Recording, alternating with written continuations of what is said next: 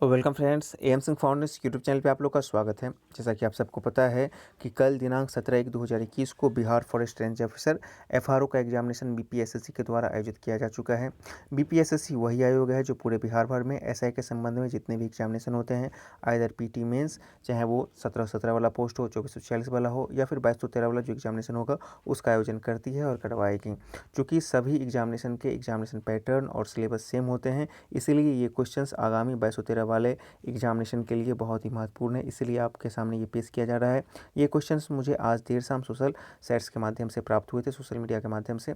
तो पहले मैं इसे पब्लिश करने के मूड में नहीं था, क्योंकि हमने देखा है कि 2446 वाला में आप कितना भी क्वेश्चंस बाहर में मिला लो, चूँकि आयोग इसका मॉडल आंसर और क्वेश्चन जारी ही नहीं करती है और फिर अपने मनमाने ढंग से अंदर खाने सब कुछ कर देती है, तो आपको पता ही नहीं चलता है कि वास्तव में आपके साथ क्या हुआ।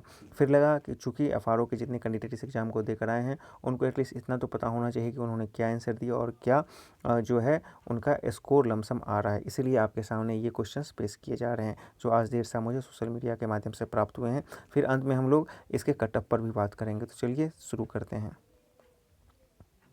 देखिए, पहला क्वेश्चन जो हमारे सामने है वो ये है, चूँकि कुछ ही क्वेश्चंस हमारे पास आज आए हैं। तो देखिए, पहला क्वेश्चन है कि समतल दर्पण से बनने वाला प्रतिबिंब कैसा होता है। तो इसका हो जाएगा ऑप्शन ए, हो जाएगा आभासी दर्पण के पीछे व बिंब के आकार का। ठीक है, आते हैं अगले क्वेश्चंस पर। तो बोल रहा है कि निम्नलिखित नदियों में से कौन सी नदी का उद्गम जो स्थल है अमरकंटक है। अमरकंटक से निकलने वाली नदियों का एक फार्मूला होता है सोनम, ठीक है ना, सोन, नर्मदा और महानदी। तो इसके अकॉर्डिंग यहाँ पे देख लीजिए, सिर्फ एक ही आ रहा है हमारा, नर्मदा आ रहा है, तो ऑप्शन बी इसका हो जाएगा, नर्मदा अमरकंटक से निकलती है। अगला क्वेश्चन देखिए, किसी झील के लिट्रोल जोन में निम्नलिखित में से किस प्रकार के पौधे पाए जाते हैं। तो ये थोड़े से, चूंकि आपको पता है कि एफआरओ की एग्जामिनेशन साइंस बैकग्राउंड वाले स्टूडेंट को ही भरने का मौका मिला था, तो साइंस के थोड़े से स्टैंडर्ड क्वेश्चन थे और थोड़े से आप मॉडरेट से हार्ड क्वेश्चन बोल सकते हैं। तो इस क्वेश्चन का सही उत्तर हो जाएगा जड़युक्त पौधे। लिट्रोल जोन वो होता है जो झील और या फिर समुद्र के किनारे का होता है और वहाँ पे जड़युक्त पौधे ही पाए जाते हैं। ठीक है, आते हैं अगले प्रश्न की तरफ। अगला प्रश्न है कि हमारा आदर्श गैस के संबंध में समतापीय परिवर्तन में उसकी ऊर्जा है, यानी कि in the case of an ideal gas undergoing isothermal transformation it's energy क्या होगा। तो इसका आप लोग एक बार मिला लीजिएगा, हालांकि हमने इसको अपने स्तर से चेक किया तो इसका था कि स्थिर रहता है, लेकिन आप इस क्वेश्चन का आंसर एक बार जरूर मिला लीजिएगा, इस क्वेश्चन को देख लीजिए और आपने यदि इसको बनाया होगा तो आपको याद भी होगा इसका उत्तर आपने क्या दिया है, और एक बार इसको कर लीजिएगा। लेकिन मेरे ख्याल से इसका आंसर डी आ रहा है, स्थिर रहती है, लेकिन एक बार इसको आप रीचेक कर लीजिएगा। ठीक है ना, आदर्श गैस के संबंध में समतापीय परिवर्तन में उसकी ऊर्जा मेरा जो है एज पर मी स्थिर रहती है, वैसे इसको आप चेक कीजिएगा। आते हैं अगले क्वेश्चन पर। बोल रहा है कि भारतीय राष्ट्रीय कांग्रेस का प्रथम अधिवेशन कहाँ पर हुआ था। तो आपको पता है कि बॉम्बे में हुआ था, बी इसका ऑप्शन सही हो जाएगा। उसके बाद देखिए, यहाँ पे निम्नलिखित में से किस जोड़े का मिलान गलत है। यहाँ पूछ रहा है रॉन्ग मिलान। ठीक है ना, रानी लक्ष्मीबाई झांसी बिल्कुल ये सही है, नाना साहब कानपुर ये भी सही है, हजरत महल लखनऊ ये भी सही है, कुंवर सिंह मेरठ नहीं हुआ, कुंवर सिंह का जो संबंध कहाँ था, बिहार से था। ठीक है, आते हैं अगले प्रश्न की तरफ। चलिए, अगला प्रश्न हमारा ये है कि किसी चालक के प्रतिरोध का मान आधा कर दिया जाता है तो चालक का तापीय प्रभाव हो जाएगा। तो इसका सीधा सा है, चालक का जो तापीय प्रभाव हो जाएगा वो भी आधा ही हो जाएगा। ठीक है, आते हैं अगले प्रश्न पर। H2O2, तो इस क्वेश्चन को मैंने शायद सुबह वाली वीडियो में भी दिया था कि इसका स्ट्रक्चर क्या होगा। तो इसका स्ट्रक्चर बिल्कुल ये होगा, देख लीजिए। O का आपको पता है कि डबल बॉन्ड होता है, तो O का एक बॉन्ड यहाँ पर भी, एक बॉन्ड यहाँ पर भी, और इसका भी एक बॉन्ड यहाँ पर, एक बॉन्ड, और H का एक बॉन्ड पुट जाता है, और 111 डिग्री के आसपास इसका जो होता है एंगल होता है। तो इसका ऑप्शन यही हो जाएगा, H2O2 का, हाइड्रोजन पेरोक्साइड का ऑप्शन ए हो जाएगा स्ट्रक्चर। 51 बोल रहा है कि रेडियो एक्टिव समस्थानिक जिसका न्यूट्रॉन बट्टा जो है आपको प्रोटॉन, न्यूट्रॉन बाय प्रोटॉन का जो रेशियो है, ठीक है ना, न्यूट्रॉन बट्टा प्रोटॉन का अनुपात अधिकतम होता है, समानता प्रदर्शित क्या करते हैं। तो ये जो है इलेक्ट्रॉन का उत्सर्जन प्रदर्शित करते हैं। ठीक है ना, ये भी थोड़ा आप टफ क्वेश्चन बोल सकते हैं। ठीक है, और अगला क्वेश्चन क्या बोलता है कि मार्स गैस का रासायनिक नाम क्या है। तो मार्स गैस को क्या बोला जाता है, आपको मीथेन बोला जाते हैं। आते हैं अगले प्रश्न की तरफ।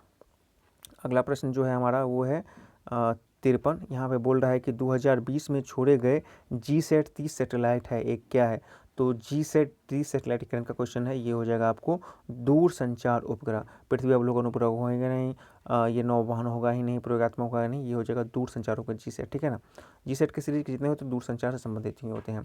अब बोल रहा है कि फिल्म फेयर अवार्ड 2020 का लाइफ टाइम अचीवमेंट अवार्ड किसे प्रदान किया गया है। तो ये जो लाइफ टाइम अचीवमेंट अवार्ड जो प्रदान किया गया था, रमेश सिप्पी को प्रदान किया गया था। इस क्वेश्चन को भी मैंने सुबह वाले वीडियो में डाला था। प्रश्न संख्या 55 क्या बोल रहा है कि निम्नलिखित में से किसने फ्रेंच ओपन 2020 का एकल पुरुष खिताब जीता था। तो ये राफेल नडाल के द्वारा जीता गया था। ऑप्शन बी इसका सही हो जाएगा, राफेल नडाल। आते हैं अगले प्रश्न की तरफ।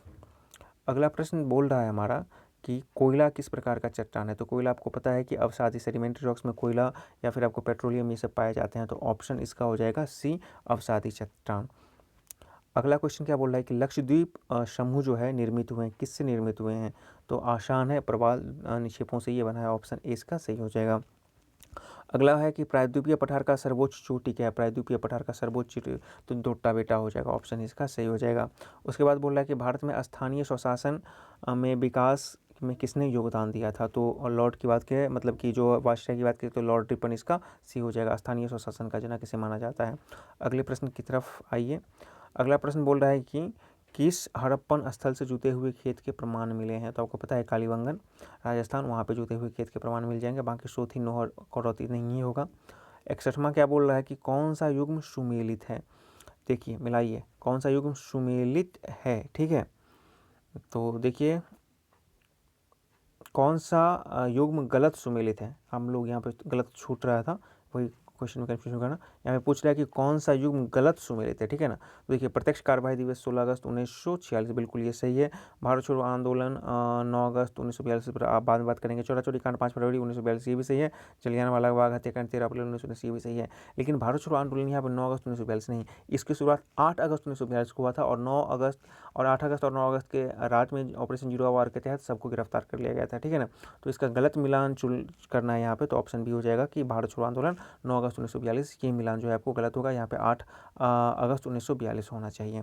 आते हैं अगले क्वेश्चन पर। बोल रहा है कि आदिस अबाब किस देश की राजधानी है। आप लोग जितने भी 2213 वाले कैंडिडेट हैं इस चीज़ को जरूर याद रखिएगा कि आपका मतलब कि वर्ल्ड ज्योग्राफी के अकॉर्डिंग किसी देश और उसका राजधानी या मुद्रा आपको निश्चित रूप से एक क्वेश्चन तो रहेगा ही, हर हाल में 2 क्वेश्चन भी रह सकते हैं। तो आदिस अबाब की राजधानी जो हो जाएगी, आदिस अबाब किस देश की राजधानी तो हो जाएगी इथोपिया की राजधानी, ठीक है, ऑप्शन बी। अगला प्रश्न है कि निम्न में से कौन सा नेशनल स्कूल ऑफ ड्रामा के नए अध्यक्ष बनाए गए हैं। और ये क्वेश्चन आपको हूबहू पूछा गया था 66 पीटी में, बीपीएससी पीटी में। तो परेश रावल, ऑप्शन ए इसका सही हो जाएगा। परेश रावल को एनएसडी के अध्यक्ष बनाए गए हैं। अगले प्रश्न की तरफ आते हैं। अगला प्रश्न 36 से कहाँ पर है, चलिए यहाँ पर है 36 से। तो ये बोल रहा है कि निम्नलिखित में से सबसे अधिक विद्युत धनात्मक तत्व कौन है। ये क्वेश्चन शायद आपको पूछा गया था रेंजर में या फॉरेस्ट गार्ड में, पता नहीं है, लेकिन इसी पैटर्न पे क्वेश्चन आपको जो ईएसआई पीटी में उसमें पूछा गया था, ठीक है ना। तो सबसे अधिक विद्युत धनात्मक जो निम्न में से पूछ रहा है तो सीजीएम, ऑप्शन सी हो जाएगा, ठीक है। 37 क्या बोल रहा है कि निम्नलिखित किस स्थल पर स्थित स्तूप अवशेषों से अशोक की प्रशस्तर पर अद्भुत प्रतिमा प्राप्त हुई है जिस पर उसका नाम उत्कीर्ण है। तो ये कनगनहल्ली, यानी कि ऑप्शन ए हो जाएगा कनगनहल्ली, ठीक है ना, ऑप्शन ए इसका सही हो जाएगा। आते हैं अगले प्रश्न पर। बोल रहा है कि प्रार्थना समाज को लोकप्रिय किया, मतलब उसको लोकप्रिय किया या उसका संस्थापक कौन है। तो इसका सही हो जाएगा महादेव गोविंद रानडे, एमजी रानडे। इन्होंने 2-3 लोगों के सहयोग से इसका निर्माण किया था, ठीक है। आते हैं अगले सवाल पर। तो बोल रहा है कि कांग्रेस ने 1929 के लाहौर अधिवेशन में निर्णय लिया। आपको पता है कि 1929 के लाहौर अधिवेशन में पूर्ण स्वराज की मांग की गई थी और JL नेहरू इसके अध्यक्ष थे। आइए अगले प्रश्न की तरफ। अगला प्रश्न बोल रहा है कि नीचे दिए गए विकल्पों में से, मतलब कि नीचे दिए गए विकल्पों में संबंधित आकृति को चुनिए। देखना है, मतलब कि एक सीरीज टाइप का फॉलो कर रहा है। तो देखिए यहाँ पे क्या हो रहा है ना, ये देखिए कि यहाँ पे जो है बीच वाला कॉर्नर पे आ रहा है और जो है 2 मिलके, ये मिलके एक तरफ का बीच बन रहा है और एक मिलके की तरफ का बीच बन रहा है, ठीक है ना। तो इसी तरह से यहाँ पे जो है बीच वाला जो होगा कॉर्नर पे आ जाएगा और मिलके इस तरह से एक बीच और बीच में, तो इस तरह से इसका आंसर 1 हो जाएगा, ठीक है ना। एक रीजनिंग का क्वेश्चन है। 41 क्या बोला है कि निम्न में से कौन सी इकाई तापमान की नहीं है। कैंडेला, सेल्सियस, केल्विन या फ़ारेनहाइट, ये सब है, लेकिन कैंडेला आपको ज्योति तीव्रता या प्रकाश का हो जाएगा। ठीक है, ऑप्शन इसका सही हो जाएगा। अगला प्रश्न क्या बोल रहा है कि यदि किसी वस्तु का घनत्व पानी के घनत्व से ज़्यादा है तो क्या होगा? वस्तु पानी में डूब जाएगा। यदि घनत्व कम होगा तो वस्तु तैरेगा, लेकिन घनत्व ज़्यादा होगा तो वस्तु पानी में डूब जाएगा। तो इतना क्वेश्चन हम लोग के पास था, जिसको आपके सामने मैंने पेश किया था, जो आज किसी तरह से सोशल साइट्स के माध्यम से हमारे पास पहुँचे थे। अब सबसे महत्वपूर्ण बात, इसका कट ऑफ कितना आ जाएगा। तो देखिए, ये जो प्रश्न थे ना, प्रश्न इतने ईजी नहीं थे, आपको मॉडरेट से हार्ड क्वेश्चंस थे। ठीक है, खासकर साइंस के बेस्ड क्वेश्चंस थे, जो अमूमन नए क्वेश्चंस थे। तो इसका जो मतलब कि 43 सीट के आसपास, लगभग 90,000 के आसपास स्टूडेंट ने इसमें पार्टिसिपेट किया है। 5 जिलों में एग्जामिनेशन था। तो इसका जो कट ऑफ है, यदि कोई यूआर 75 प्लस करता है तो 75 प्लस भी बहुत ही जो है एक अच्छा स्कोर है, स्टैंडर्ड स्कोर है, और उसके बाद जितना वो ज़्यादा स्कोर करते जाता है तो उसका सिलेक्शन हो जाएगा। वहीं पे बीसी और अन्य के लोगों के लिए 70 से लेके कैटेगरी वाले के लिए ईडब्ल्यूएस या फिर एसएसटी के लिए तो 70 के आसपास से लेके आपको 75, और जनरल के 75 प्लस के आसपास का है तो आपका हो सकता है। क्योंकि सारे क्वेश्चन आपके सामने नहीं है, लेकिन धीरे धीरे आपको याद आते जाएंगे, उस अकॉर्डिंग देखिएगा आपका उसके आसपास होता है तो आपको चांस बनेंगे। लेकिन एक चीज़ है कि इस एग्जामिनेशन में सिर्फ आपको 6 गुना रिजल्ट दिया जाएगा, उसके बाद इसका कर दिया जाएगा। तो ये तो बात है, लेकिन दूसरा पहलू ये है कि